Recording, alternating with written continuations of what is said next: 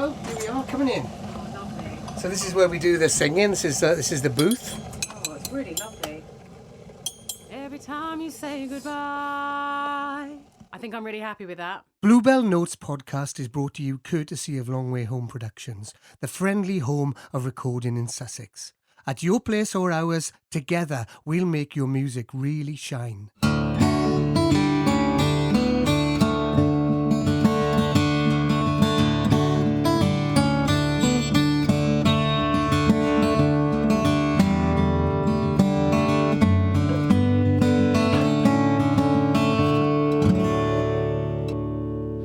Good day. Good day. So Good day. I did you've done the same note again. Good day. Good day. Oh, you just did an octave below. We're never going to make it. I can't do it. I can go up. Shall you start? That will Yeah. be the thing. Yeah, okay? try that. Good day. Good day. Good day. Yeah. Hey, that was all right. That was wasn't nice. terrible. It wasn't dreadful. Harvey doesn't like it. Good, Yeah. good day to Harvey He's too. a He's our podcast protector dog. Yes, so we can say the word good day, but we cannot say the word that begins with an H. No. Because that sets him off. Tune So- into Offbeat for a very hilarious Yes. example of exactly how that works. So, good day. I am Josie/Joe, stage name for my performance in Milton Hyde. Good day to you, and good day to you, and good day to everybody out there. My name is Jean-Jacques Tipler, and I am 50% of Milton Hyde also. And I'm Neil Povey. I'm a DJ and a broadcaster and a recovering teacher and a friend to dogs everywhere. And we all are involved in organising and running Bluebell Roots. Indeed, yes. Music evening. And so, yeah, every month. let's do the official welcome. Welcome to Bluebell Notes, episode 11, podcast about music and roots music in particular. And we've got a really great show planned with hopefully not too many dog interruptions. But although we love the dogs, obviously, but half We're surrounded by dogs. We here. are, yeah. We've got 4 here today. There's Megan somewhere. Where's Megan? Show her there. She's under the table in the other room. And then Pepper and Clem are here as well. Brought them over, and we've had a lovely walk this morning out in the gorgeous Sussex countryside. And here we are. How are your nettle rashes? It's not too bad actually. The docks worked. I came out in shorts, and they took me down a very narrow path without any warning, and down a Holloway. Actually, didn't we? Yeah, We can it talk was about the that at some Holloway, point. The Holloway of your release that you named it album after your fame. album fame. Yeah. So we're going to be talking today about alternative sources of income for musicians, which might well include selling dock leaves at a live music festival. But lots of there are so many actually. Now we've done the research into it. We should claim that we're not experts. This is just our research and so on. But hopefully it will make sense to a lot of people, particularly to musicians, and be of interest to people who enjoy going to see musicians live, and also like to support the music industry, and particularly grassroots and roots music in general. So we've got a chat with John Ward of the John Ward Trio that you recorded after the gig last Bluebell Roots at the beginning of the month. Just John in this, and then the whole trio join in on the extended version. So we'll have that in the Offbeat, the bonus content episode, Correct. which is new. If you haven't checked it out yet, go to Podbean or wherever you get your podcast, look for Bluebell Notes, and you should find episode 1 or not going to be numbers. It's just going to be Bluebell Notes Offbeat, which sort of follows on from episode 10. And we've got a live track as well from the John Ward Trio as well, haven't we? We do. At this moment, I don't know which one though. No, but we'll work that out. And We'll work it with out. the magic of digital recording, will be- by the time we actually put it into this, we'll know what it's going to be. completely seamless. It will indeed. It'll be like we sat here a morning and so on. Right, let's get on with our main topic, shall we?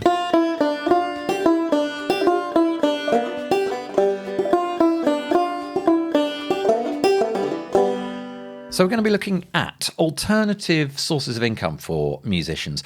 Obviously, there are the traditional methods, if you like. We talked about obviously the main thing that if you as a listener to music, musicians make their money from performing live, from recording and releasing and selling music. Today, that includes streaming and so on, but there are also now alternative sources of income. But why has this kind of come about? Because it's much more popular, particularly for people in the grassroots music scene and roots music, to have other sources of income as well. Well, I think first up, you need to pull those artists and performers away from perfectly valid musicians who do covers, those kind of income streams, because covers bands, covers artists and, tribute acts, they can make good money on those scenes and on those tours. But if you're an original artist, it's a lot tougher, and it's getting tougher every day with the advent of AI, for instance. With fewer people post-COVID going out to gigs, they're becoming harder to gain audiences in the traditional way. Back in the day, people used to put billboards up and posters and flyers up for local gigs, and people just don't go to shops like they used to, so they don't see them in shop windows and in public places like they used to. And another reason is that people can access music much easier without them getting an income from it. It's there in your pocket, isn't it? It might be the tiniest fraction of a penny that goes to a musician, which they're not actually going to get for most of these. And that's a services. whole other debate. The income from streaming is a massive debate anyway in the music industry. We're not really going to touch on that today. What we are going to look at though is, as you say, that's kind of the reason why we're going to kind of delve into more of the what, as it were. Is it what is it that people do and who does it? Yeah, absolutely. Because we've been talking to people, haven't we? Yeah. So if you're an aspiring full-time musician playing original music perhaps or less popular music, it's very, very difficult to make a living from just gigging and selling records. Absolutely. You need to do other stuff. Something that we'll just mention sort of in the start that actually musicians have been doing for a long time before we get sort of more into the novel sources, if you like, are things like TV sync. So, for example, if a song is picked up, one of your songs is picked up to be used in a TV show or in a film or something like that. So that's another income source. That's been around for years, obviously, and a lot of well-known musicians get commissioned to do things like that. But also that happens at the grassroots level. And we have a friend, Nigel, who regularly is commissioned for film work, isn't he, with his guitar work? And then people like Ollie Sharon, we'll talk about Ollie a little bit more as well, who is involved in running Music's Not Dead in Bexhill. He does lots of different music projects, but also things for film. And there are a lot of quite interesting novel sources. Let's start with grant funding, because that is something that you two as Milton Hyde know quite a bit about. Yes, we had a good project that we worked on for the whole of last year, and that was lottery funded. So we put together this proposal for it. It changed over many months, the proposal, didn't it? We had these ideas, but we had to sort of pare it down to just we were gathering stories around East Sussex and Kent. And we got lottery funding for that, which paid for our time to run the project and to write songs based on those projects, and we set up a website as well. So that was a source of income for us. Yeah. It paid us to do the project. Yeah. It wasn't paying us to do a project so that we could then go on and make money from it. Right. You get other things like grants, bursaries, crowdfunding. Yeah. Which it would be for, you called it a maintenance fund, didn't Well, you? yeah. I mean, I think of it, so for example, it might be that somebody is trying to raise money in order to record their album. Yeah. That's the crowdfunding sort of model, if you like, isn't it? And when you look at things like GoFundMe or Kickstarter or all those various websites that enable people to do that more easily and more broadly and widely for wherever their fans or their listeners are, quite often it comes with, like, people create little packages. So you might say, okay, if you fund at this level, you will you'll get a copy of the album and specially signed and some additional artwork or something like that. But then there might be a step up where you get a copy of the album, but you also have a ticket to the launch party and various other bits and pieces. And so they might produce other stuff to go alongside the release. And the crowdfunding enables them to do that. So it's almost like you're being paid before you've released it. It's a way of getting that the stream running, which actually enables you to do a better job of the recording in the way. And I think of that more as a maintenance than an income thing, because it's kind of, it comes in, but then it gets spent immediately on the actual process. Yeah, not necessarily though, because all right, so we got funding from National Lottery, didn't we? Yeah. If you are looking at getting funding from someone like the Arts Council for a project, Yeah. they'll expect you to take an income from that. Pay yourself a wage. Pay yourself a wage for your time Oh, okay. for producing a project, and Yeah. they will ask you to do it at a market rate. Right. So if Which you're will a be, mu- say, guided by Musicians Union or Musicians something. Union Yeah. rates, Yep. to the point where they will almost insist upon it. Yeah, and that goes for anybody that you're collaborating with. So if you Yeah. have anybody, if you're, for instance, creating a video with other musicians, other performers, everybody involved has to get paid at the Yeah, a so it's proper not rate. just paying your engineer or your studio time. It will be paying for your rehearsal time. It'll be paying for your time writing. Whatever goes into that project, they will expect you to cover it and Yeah. budget for it. But that actually, that doesn't necessarily have to be included as income from the Arts Council. You can include that as in kind. in kind. Yeah. So you can say that I am going to be paying this person this much money for creating the artwork for the album, but then that person can decide they are going to donate their time. And then the money that would otherwise have been paid to them will go elsewhere in the project in some way, or it has to be accounted for. It goes into the budget. Gotcha. Yeah. It's worth looking into. There are also the other thing to do, and I know this from my experience with running a community radio station, is contact your county council.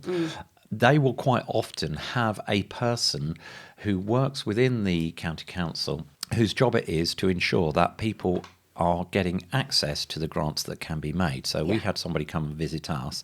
We talked about the kinds of things we wanted to do, and it's their job to go off and find the people that you can apply to for those grants. So it might not necessarily be Arts Council or National Lottery, but there may well be other grant-making trusts, little private ones that are sort of funds from an inheritance or something like that, that may well be able to sort of put money towards a project that you're doing. So the things are out there. The point is that money is available, and it's designed to be given to projects such as if you're a musician, something that you might be doing, that it's there, you just got to find it. Yeah. So other alternative sort of GoFundMe type things are GoFundMe, Venmo, Buy Me a Coffee. There's one literally called Coffee, but it's spelled KO-FI. Yeah. Yeah. And there's also Patreon. There are subscription services, aren't there? Yep. You've got Indiegogo as well, which is another sort of crowdfunding one. Yeah. And Medium is another one, I think, which is it's quite a big website as well, but it also used as, what does it say about it here? Hang on a second. Yeah, an audience builder, if you like, and again, it's more writerly, but it has subscription models and things like that that you can use as well. So Yeah, and people if you look up just crowdfunding options, there are so many there out are there. Yeah, absolutely Yeah. dozens. Oh, and of course we haven't mentioned the PRS Foundation. They do grants and Yeah, and bursaries for all sorts of help things. musicians as well. Yeah, and the Musicians Union. Yeah. We should have actually mentioned Yeah. PRS in that very early, like these are one of the traditional ones, because actually Yeah. PRS have been going for a long Yeah. time, and that is, of course, your residuals from play on radio and live performance. And live performance, What does PRS stand for? Performing Performing Rights Rights Society. Society. There we go. And then you have PPL, which is something People or other playing phonographic lutes. license or something. People playing Yeah, that's it, exactly. It's very folk specific. Easy to remember that It one. started by Sting in the 1990s. It's complicated. We're now talking about the digital versions of music, aren't we? Particularly a lot of music is digital Yeah, now. so recorded music. So would now be a good time to hear from our sponsors? Yes, it would. Let's do that.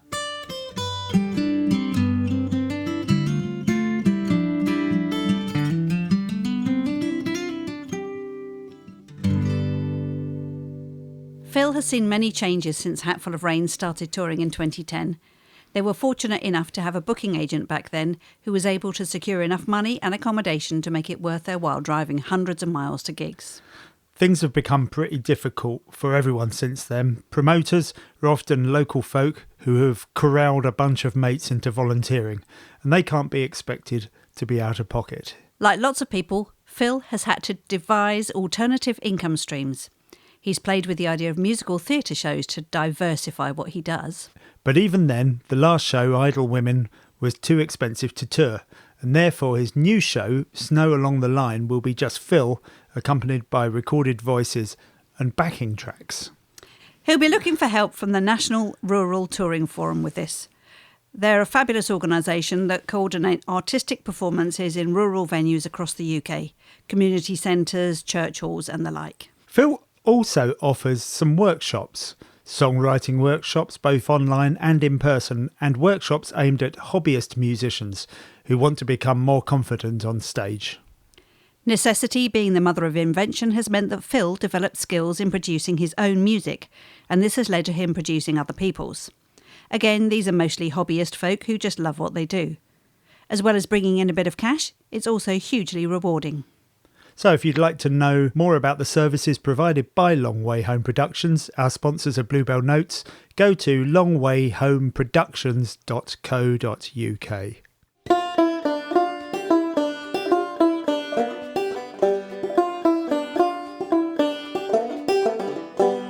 I've got on my list here, I've got choirs written down. You wanted to mention something about choirs. Oh, yeah. Steph Brown and Kev Minnie. Yeah. Steph in particular runs and set up the Good Vibe Choir. Yeah. And they operate out of Brighton and Lewis. Both of them are singer-songwriters, both Steph Brown and Kev Minnie. And they charge a subscription for you to join the choir. Okay. And it's a community-based choir. You pay whatever it is for a term, or you can pay a smaller amount for a one-off taster session.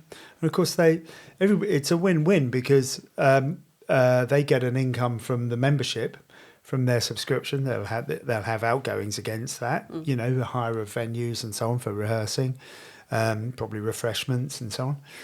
But essentially, that will be an income from them. Yeah. And a relatively regular income and a decent income. And as part of our Your Stories in Song project that Josie mentioned earlier, we worked with the Tide Mills Choir, who are based in Newhaven and Seaford. We wrote a song for and with them. And performed it beautifully. We had a recording of that. Yeah, and that was by dint of working with funding from National Lottery. Yeah. Now, thinking of tuition, let's hear a little bit from John Ward. You spoke to John. The morning after the gig, because it was quite a late night, wasn't it? In the end, yes. And John mentions tuition in this little chat that we have. Our theme for the podcast this time is kind of making money from alternative ways. It's hard to make a living as a full-time musician just by gigging. Yeah. How do we supplement a living? Yeah, so when I finally trying to make a living from it and finally managed to do it to a degree, I was probably doing 100 and something, 120, 30 gigs a year to do that. And it was difficult, and I didn't have any responsibilities, so I was just making that kind of living. Somewhere about 3 years into that, I realised I was feeling a little bit jaded. And this friend of mine at the time, he said, you need to make some money, teach guitar. And he kind of pushed me into it by signing me up to there was an evening class that he taught for adults, and he had and he was giving up, and he'd put my name forward even though I never taught guitar, and said he'll do it. And I thought, I did, and I think maybe I should give it a go. So long story short, I started to teach guitar, but I would reluctantly. It was just purely for money. Yeah. And then over the years, I thought, I quite enjoy this in a way, and it's been very fulfilling. It keeps me in touch a bit with the younger music. It makes me feel like a crotchety old fart, really, It meant I didn't have to take every single gig, and I could do gigs that were more fulfilling or more, a bit more integrity to them or something. Yeah. I did also marry Lynn, who had for money? Purely for money. And so that the two of us combined, we managed to have kids and stay alive. That's true, isn't it? If you've got a life partner, you do support each other when one of you isn't doing so well, then the other one. That's the idea, fills the gap. The other thing that we do is, although we do a lot of gigs in folk clubs and theatres and festivals with John's original music, we do play for parties as well, and we play in pubs as well. Yeah. John's got a million songs in that head of his of covers, you know. Yeah. So, And you do Kayleys and bum dances as well, is it? Sort of Yeah. bum Yeah, dances? that's another way. Yeah, it's Yeah. diversification. When I'm talking to younger musicians who Yeah. who are trying to, I mean, I wouldn't like to be 20 something now and trying to make it in the current music business, because I think it's just getting hard. There's less live opportunities to play. Yeah. The streaming thing has taken that revenue away from if you're producing a CD. I mean, there's advantages to that, but I think in terms of if we're talking about making money, then I think the opportunities to make money have diminished considerably. What about the songwriting? Do you do anything in terms of like teaching songwriting or doing workshops or anything like that? Yeah, do workshops at festivals, and Lynn was saying a little while ago about workshop we were doing in our hometown for a sort of community group and that. So yes, do that sort of thing. And I also find myself with guitar teaching, it often, well, not often, but sometimes it moves over into helping someone with songwriting. So I'll tentatively suggest, well, maybe if you just kind of new words, new tune, could be good. Yeah. So it's, Get someone else to sing it, obviously. you've got a young girl who's trying to play live and make a living from it, and So you're it's a doing a bit of mentoring. mentoring, really, aren't you? We've got the Buffalo Bill album and book. Were there other projects that you've been involved? Because you can get funding, can't you? Was that from the Arts Council or? Yeah. Because that's I've seen that quite a few songwriters have got funding for doing projects. It's if loosely it's funded. presented in. Yeah, I had never had any funding of any description.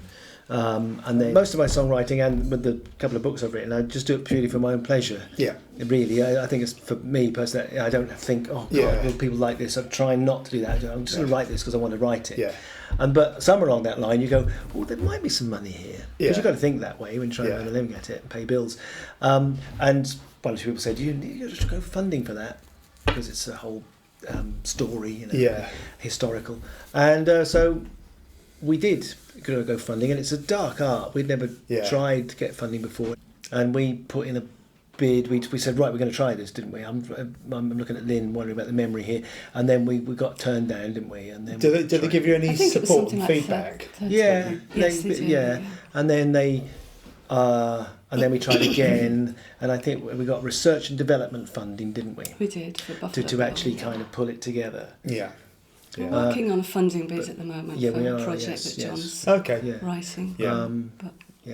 So good luck with that. that's it's lovely with the bit of funding we have had for the Buffalo Bill thing, and in COVID had some Arts Council funding to produce a video and some songs, and it is lovely. I mean, having now had some funding in recent years that I hadn't before, it's great, because you can go, I can spend quite a few hours on this, and I'm actually paid. Because Like I'm freed up. They want you to do actually it create something as a working wage, don't they? Yes, that's the idea.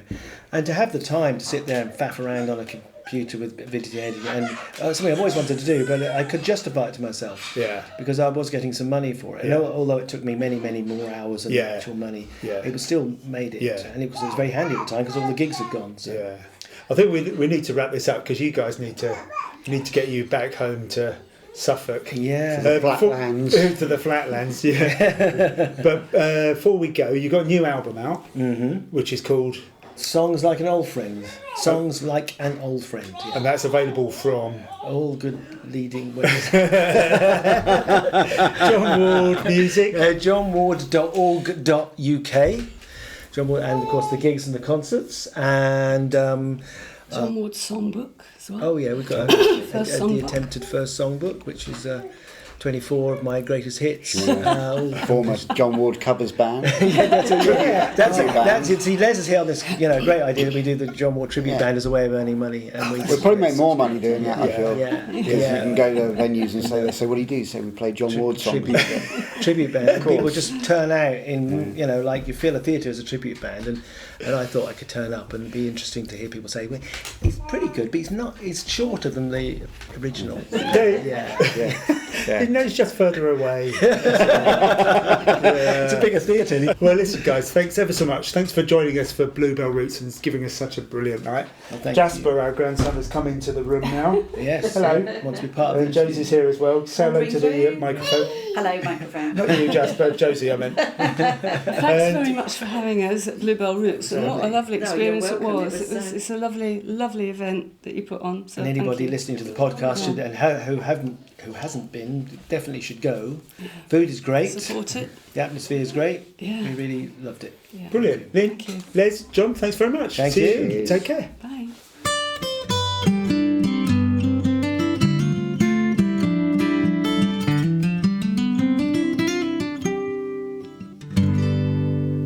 Real people in real places. Yes, I wasn't here for that, but No. was it in this room? Was it? In it here? was around this very table. Right. Okay. Yeah. Yeah. So we were talking to John Ward, Lynn Ward, and Les, and they were just brilliant actually. And we had the accompaniment of our grandson Jasper. Yeah. What I did cut out from that interview was the point at which he was slamming the kitchen door. Yeah. You could hear Repeatedly. this bang, bang, bang from the... And then there was a point where Jill, my mother-in-law, came in and started picking up the breakfast thing while we were recording the interview. Mrs. Overall. You were like, this is overall coming. Have you finished with that? Oops. Oh, No, that lovely. was, it wasn't Mrs. Overall, but that was. But actually, John that was a really good example, wasn't it? I Because think covered all the literally bases. covered Yeah. pretty much everything we've just been talking Yeah, you about. go. Yeah, absolutely. The grants, the kind of the tuition side of things, and a lot of other stuff in there. So, a very good example. And we got more as well, because we briefly touched on this in a couple of places, but the digital world is now, the digital, I struggle with that word, digital. It's like I'm drunk when I'm trying to say it. Digital. Anyway, the arena of computers is huge. YouTube and so on. The kinds of things you can do there. Yes. That's right, it is. I'll tick that one off then. Well, yes, obviously you can do live streaming. Yeah. And live streaming is different to streaming, isn't it? So streaming is listening to somebody's music on platforms such as Spotify. Yeah, Deezer, And, Amazon, yeah. Apple, whatever. So there's that kind of thing. But That's kind of on-demand streaming. So basically you say, I Yeah. want to listen to this, press this now. But live streaming is a little bit more exclusive. It's going to happen at this point. Yes. And you can only see it at that point. in fact, we did some live streaming onto YouTube while we were away on our West Country tour a couple Yeah. of weeks ago. And we had people watching at the time. Was that via YouTube or was that That was via... on YouTube, Right, yeah. okay, yeah. And you can charge for this. That's the point. Being Yeah, you that this can is do a charging. potential income stream, isn't it? So you Yeah. can say, right, I'm going to do a very special house concert at my house, and for £3, £5, £10, whatever, you can be a part of the audience for this, and it's going to happen here and now and or wherever, and so that's an option. TikTok as well. Yeah. Well, apart from the YouTube, actually the YouTube as well as the live streaming side of YouTube. Of course, if you've got videos up there, if they get enough views, they will end up with advertising Yes, income, you'll won't get they? an advertising revenue. Yeah, similarly with podcasts, once you get to certain sort of numbers, you can start to take adverts and so on to take them.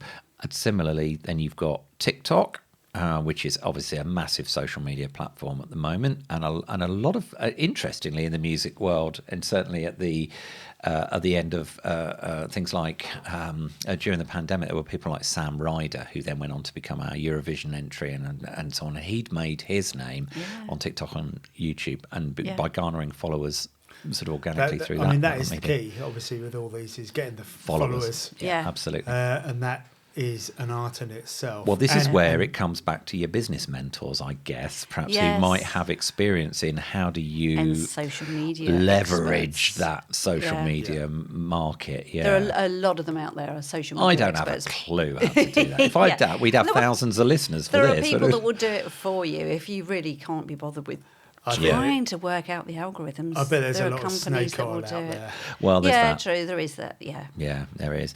But so again, maybe that comes with a note of caution. Yeah, just be careful if you're trying to employ somebody else to kind of push your Yeah. stuff for you. Going back to live streaming, for smaller artists with smaller followings, one of the best ways you can do it is utilising platforms like Zoom. And then just sending out an invitation, and then you can just say to join me. You know, you can pay a couple of quid into PayPal or something. Right. Yep. And then and that's what people do. And so you can do a live gig, a virtual live gig for nothing. Yeah. It won't cost you anything. You do a 45-minute gig, and you don't even have to be a subscriber to Zoom. No. And then there are places like StreamYard that we used during the pandemic. Yeah. And that was quite collaborative because you can have several people in with that. Not in terms of playing live together, but playing live several of you. Setting up a Zoom session or one of those platforms. And then won't cost you anything. Just invite 20, 30, 40, 50 people along. And you only send out the link to the Zoom once you've had the payment or whatever. Exactly. So it's simple, at that point you send out the link to the Zoom and they Brilliant. join you live. But then we move into the kind of more esoteric world of what musicians are coming up with in terms of additional income streams. Yeah, Josie and I did both have to ask you what esoteric actually meant. Do you want me to look it up? No, not really. Just explain to it. Well, I think other of people, it. just in case they're just as stupid as we are. I think it's a word that you could use very well, actually, and particularly Josie as an artist. I think esoteric probably. For me, and I might have this wrong, I'm not a lexicographer. It means What's a lexicographer?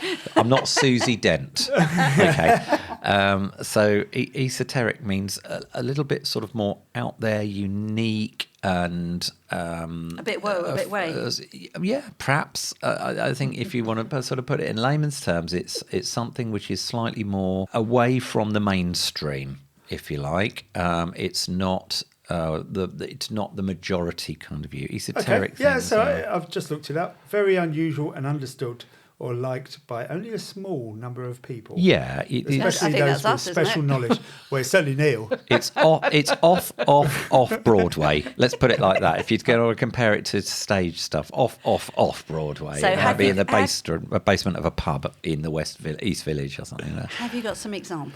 Well, yes. Now, Walking Tours was one that you came up with. Who was this? Oh, Johnny. Yeah, Johnny again, Campbell. there was another guest at Bluebell Roots. Johnny Campbell is big into Right to Roam. And I've got one of his tea towels. Oh, there we are. That's another stream. His tea towels. He writes for Walking magazine, I want to say, or Rambling, something like that. He writes for that. He's obviously very into rambling and walking. And campaigns for rights to roam, and goes to the trespass events and so on. Yeah, and he a little while ago did a walking tour of the Pennine Way in sections, and people paid to join him to be guided. So that's something very different. Something very different, and one-off. Johnny's very into. I mean, he's a classic troubadour. He tours around and he's tied in this walking with the music, hasn't he? Because he's walked up to various high places. Well, he produced an album called True North. I was going to say some of the songs are about the walks. Well, they're not about the walks. They're on the walks. They're on the walks. Yeah, they walk up to the top of the hill and. Our friend Gary Miller, who's another brilliant example of project musician. Yeah. Up in the northeast, he walked for about 6 hours to go and play the mandolin on the top of the highest point in Northumbria. Wow! And wasn't very happy with what he did, but Johnny said, "No, that's fine. Let's go." Brilliant. It was more about all the way up there, more about the process than the outcome. Wouldn't do another take. Yeah, absolutely. Yeah, and a lot of it is, isn't it? But he's brilliant, absolutely brilliant. So Johnny is a really good example. And that is unique, and I can't say that. If you know of another musician that does walking tours, let us know, because I think that's probably definitely a one-off. We have friends who run a record shop. Yeah. A couple of people that we know. Ollie Scherer, who we mentioned earlier, is involved in running Music's Not Dead in the Delaware Pavilion. Delaware Pavilion. Delaware, sorry. Oh, I went non-Sussexy then, didn't I? yeah. Yeah. In the Delaware Pavilion in Bexhill-on-Sea, to give it its full title, which is beautiful, actually. It was in a shop, wasn't it? And he runs that alongside Del. And Del Kearns, who... together, well, Del's also a musician, isn't he, as well? He's part of Trevor's outfit, the Office for Personal Development over in Hastings and so on. And so that's quite a big part of what their income is. And Danny Champion as well. Yeah, yeah. Who Danny Wilson. Danny Wilson, sorry, yeah. Yeah, yeah. But Danny Champion to everybody who knows Danny him from Champion, Danny and the Champions yeah. of the World, yeah. And I think... because he runs it from the Sound Lounge, doesn't he? In Sutton. Yeah. And in Lewis. And Del's gone his way with his... They actually vary a little bit now because the two stores are a little bit different from one another. And but what they do is, because they are sort of... this is a different Del, by the way. That's Del Day. Sorry, two Dels. But I think they bring a bit of their own... They bring their personality to the shops and their own personal branding. I think that's the best way to do it, though, well, don't it totally you? In terms of because, it as a customer experience, you know, what is to be bland and... Well, I don't. No, if you go into the Delaware and you see Ollie standing there, he's in his baseball cap. Yeah. And, well, we know him.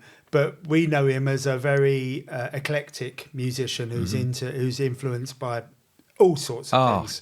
And his experience and his proliferation, the amount of output that he does in so many different genres. That's demonstrated in the shop. Yes, it is. And that kind of is why you're going there, because you know you're going to get a bit of this. You could probably find some hip hop there. You could probably find some country and western. You'll probably find a bit of everything. Yeah.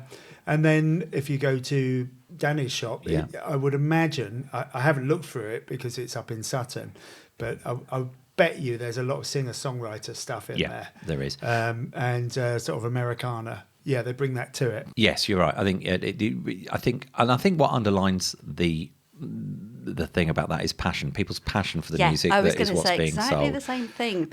Musicians and artists and performers, they're all passionate about something, aren't they? And they'll be passionate about other things as well. So from Ollie at Delaware to Del in Lewis and Danny in Sutton, their passions will be reflected in what's kind of coming out of those stores. So, but again, it's an unusual income stream. I think it's like a bit more esoteric. There are probably not many musicians who run a record store as well. No, but I think... Although weirdly, we know 3. But I think that goes for a lot of things, doesn't it? The musician will bring their personality to and their passion to whatever it is they do, whether it's running a record store, whether it's, taking guided tours, whatever it is, they'll bring that personality and that edge to it that makes it unique. You recently performed when you did your album launch, and you performed with Daria Kulesh, who, again, we've had at Bluebell Roots. And we heard from Daria afterwards when we put this question out to people that we know about kind of, what are your alternative income streams? And there's a really, really interesting answer on this. Yeah, but she starts off, as we were talking about earlier, she's saying she has a secret group of patrons and do Zoom gigs and exclusive updates for them. And then going into this esoteric stuff, she says, plus I've recently developed a young children's workshop based on my experience as an early years baby sensory and music teacher, pitching it to rural touring / libraries, festivals, agencies, etc. That's fascinating. That's very different, isn't it? And I guess what you could do is, if you are touring, you can contact local libraries and venues and say, is there a chance I could do this? And that's something you can do in the afternoon or the morning of the day of the gig, in the town that you're in, and then you do your gig in the evening. So yeah, brilliant. I love that. And I particularly, as a recovering teacher, I love the idea of music stuff going on with kids from a very early age. Roxanne Bastian was somebody I wanted to briefly mention, actually, as in this kind of more esoteric thing. She is a musician, singer-songwriter, who we've known for a while. We did a gig with her at the Observatory over in Hurstman Zoo in one of the domes, which was fabulous. And she's been performing as a singer-songwriter for a long time, but recently she has written a book I wanted to talk to her about it, to have a little section in here. If we can, I haven't done that yet, but if I can, I'll get a little bit to record to go into the offbeat if we can. But essentially, it's a story about a piano. It's called The Piano Player of Budapest, and it touches on Holocaust stuff, and it's become very popular. It's pretty much exactly a year since the book was launched, and that's been what she has been doing for that last year. To me, I don't know whether this is right, but it's got film written all over it. And again, that's another potential sort of thing. And so, yeah, writing a book. And we did mention that with the John Ward trade, he mentioned the John Ward songbook, didn't he? Yeah, he did, yeah. And there were other people, I think, that we've spoken to who have songbooks as well. Again, so it's something else in terms of merch, which weirdly, we haven't really specifically mentioned merch, actually, merchandise. Before we move on to that, another guy I wanted to mention is a chap who we mentioned on a previous show when we were talking about health, Chris Startup. Yes. Who, Chris is a multi-instrumentalist, plays with his band King's Gambit, folk rock outfit, who we met up near Northampton. And really great, enthusiastic chap. And he teaches harmonica playing, amongst other things. But he has pitched a lot of his harmonica playing towards people with breathing problems and lung issues. Because it's, obviously breathing in, breathing out with the harmonica can be extremely beneficial to, your lung health, your respiratory health. Things. So Will Pound talked about that. Will Pound's a musician. He plays harmonica, plays accordion, squeeze box and everything. I remember him talking about that on BBC Breakfast once as well, but the benefits of it. Chris tours that. He does stuff online. He has memberships. It's using these skills that you might have developed as a musician in other ways. You hear of musicians going into care homes and so on, and this sort of thing as well.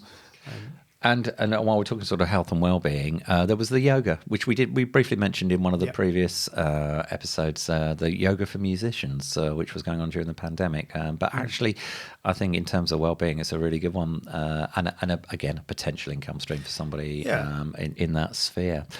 Can I do my question of the show? Yeah. I think that would be a theme good tune. Hang on, I'm just got to remember it because it's very specific.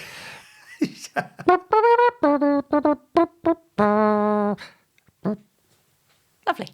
That's my impersonation of your clarinet, which you still haven't recorded. I will do it. I'll do it for next time. Last time, I didn't actually have any responses to the question from last time. Was this what would your funeral music be? What would your funeral music be? So I'm thinking I'm going to stick to what my entrance music was going to be, was the Roses of Success. So Up From the Ashes. Grow the roses. Yeah, the roses like that, yeah. That would be my funeral music. But question for this time is, what's your favourite piece of memorabilia or band merch that you've ever bought? Oh, I like that one. And I've already had 3 responses. Ooh. So I've had a response from Catherine, who says the Tapestry album, Carole King, particularly beautiful, Eagles hoodie, and Good Lovelies T-shirt. Oh, okay. That's nice. I've got a pic that I found on the floor after a Turin Breaks gig, and I wrote TB on it, so I remembered that was the one that I'd found. Oh, well done, you. Nice. And I don't normally buy merchandise, but I have several boxes of ticket stubs from all gigs and events I've ever been to, and that was from Mick Gibbs. Ah, okay. Gibbs. Now, that's something I definitely did. I kept all my ticket stubs. I've got one in particular, which is unused. Queen, Nebworth, 1986. Still got the stub on it and the whole ticket, and it's unused. It was Freddie's last live gig, and so I missed it. I wanted to see Queen for years. Yeah. Eventually got this ticket to go see them at Nebworth, and I just started a Saturday job at Boots, and my dad said, you can't take a day off, that's not on. So he wouldn't let me. I'm sure he had very good reasons, obviously. I think he was right in a way. 2 weeks into a new job. No, Chukasiki, what's the matter with you? Yeah. So I never got to see Queen, so that's my Queen memorabilia. That ticket that I never The gig used. that never Mine was. would be a Pogues T-shirt. Pogues. Oh, yeah. I loved that so much. I wore it until it was like tissue paper thin. Tour t-shirts weren't renowned for being the best quality, I don't think. I Particularly if you think I've bought them still from got the it touts somewhere. outside. There's always those ones, if you went to Wembley, there'd be people with posters and t-shirts and all sorts outside on the Yeah. ground, wouldn't there, as well as the Yeah, official for merch sure. indoors. Actually, I should say Milton Hyde t-shirt, shouldn't I? You should. Other than the Milton Hyde Funnily enough. British cards. Yeah, weirdly enough, from Jade, one of the three J's, she says, my favourite memorabilia is my Milton Hyde bag. Yay. Hey! Thanks, That's Jane. exclusive, actually. I think we only ever did 2 bags. So Those are the things that you associate with, particularly in this kind of grassroots and the roots music area. Tea towels, bags, and badges, and things like that are the common sort of merch items, and merch is a really important source of additional income for musicians, isn't and it? it's fun for the musicians to produce as well. It makes something a little bit different, doesn't it? For sure. Now, a little earlier we heard from John Ward Trio, John and Lynn, chatting with Jim and Josie. We've got that full interview, as I say, in the offbeat a little bit later. But they also played a lot of live music for us at the last Bluebell Roots, and we've got one of the songs now. This one is called The River Is Rising. 2, 3, 4, 5.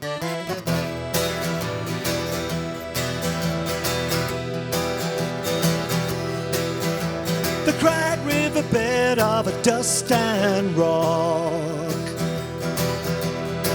cuts a scar through the land since the sky's been locked, and the broken bones of the ghostly ones lie scattered here beneath the staring sun.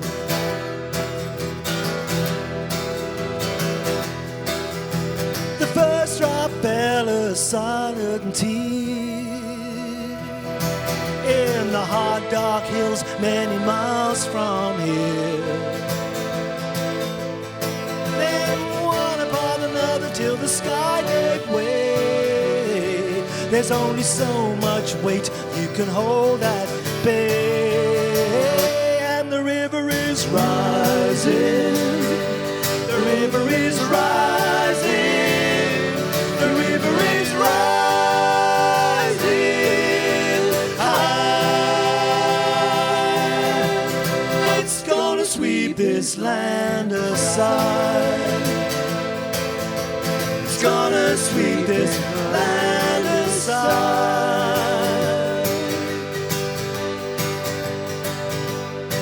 Now you can feel the power, you can hear the sound. Oh, whisper to a roar that is ocean bound. Coming down from the mountain with pent-up force. Oh, nothing can contain or change its course. And the river is rising. The river is rising. The river is rising high. It's gonna sweep this land aside. It's gonna sweep this land aside.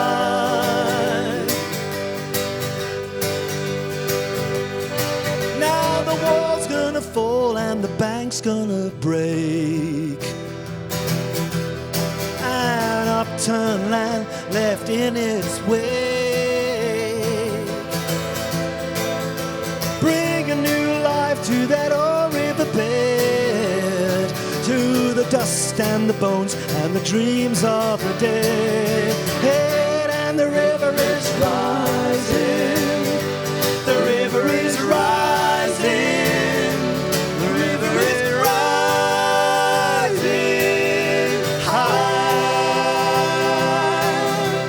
It's gonna sweep this land aside. It's gonna sweep this land aside.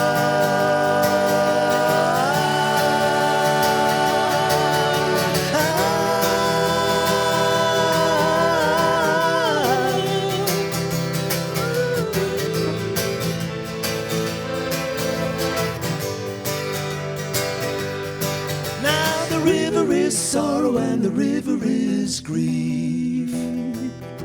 It's defiance and injustice and it's hope and belief. The river is rage, it's love and pain. The river is one and a million drops of rain. And the river is rising. The river is rising. The river is rising high. It's gonna sweep this land aside. It's gonna sweep this land aside.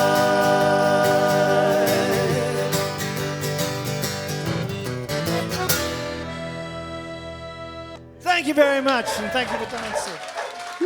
Thank you. The John Ward Trio and The River is Rising. Oh, that was wonderful. That was kind of how they finished, wasn't it? It was lovely. their whole set was just fantastic. It was great. wasn't I it? love their harmonies. Yeah, the harmonies are exceptional, and there's more as well. If you want to hear more from the John Ward Trio, we'll have another song from their set in our offbeat episode, And Can't wait. presumably from one of the Floor Spots. and we performances will as indeed. well. We'll have floor spot music from Bluebell Roots too. We'll talk a little bit about that Bluebell Roots show overall in our And an our new extended home. interview with the John Ward Trio. There is indeed we much just say longer. that? No, we didn't. We said more music. So yeah, extended So interview. I wasn't listening to you.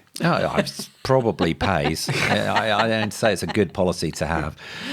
So yeah, that's all in offbeat. Bluebell Notes offbeat, which will be out within a few days of the main podcast. Josie, remind us of the question of the episode, please. Are we doing the theme again? Yeah. Okay. Right. Let's just Josie. What's your favourite piece of band merch or memorabilia? Right. Yeah, let us know, please, via either on Blue Sky, Bluebell Notes on Blue Sky, or if you are following us on the Bluebell Roots avenues, and you can get in touch with us if you're a local that comes along to the gigs, let us know. And or comment below one of the podcasts wherever you listen to it. That would be lovely. Next episode is regarding women in folk and roots music and the issues and experiences they have. So if you are a female and you're involved and you'd like to share your experiences with us, good and bad, and indifferent, we'd really, really like to hear from you. Yeah, we would. I know we've got a couple of people lined up that we want to talk to. We'll also have live music from our next Bluebell Roots guest as well, Donna Canale. What's the date for that one? Just very briefly. Very briefly. First Sunday of July, 6th isn't it? of July. 6th of July, yes. Thank you that's very right. much. Other than that, that's it for this episode of Bluebell Notes. It's been lovely to sit here in Shea Tipler, rather lovely for a change. And it's not too hot? It's not too hot. No, it's absolutely cooled not. Any dog interruptions, I think, will stay in the edit. So you may well have heard Harvey barking away, and that may happen next time as well. That's the way it goes. Yeah, absolutely. But until then, from me, Neil Povey, goodbye. Jim Tipler, goodbye, adios. And Josie, bye-bye.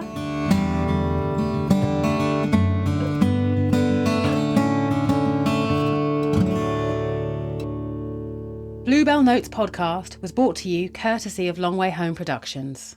At your place or ours, together we'll make your music really shine.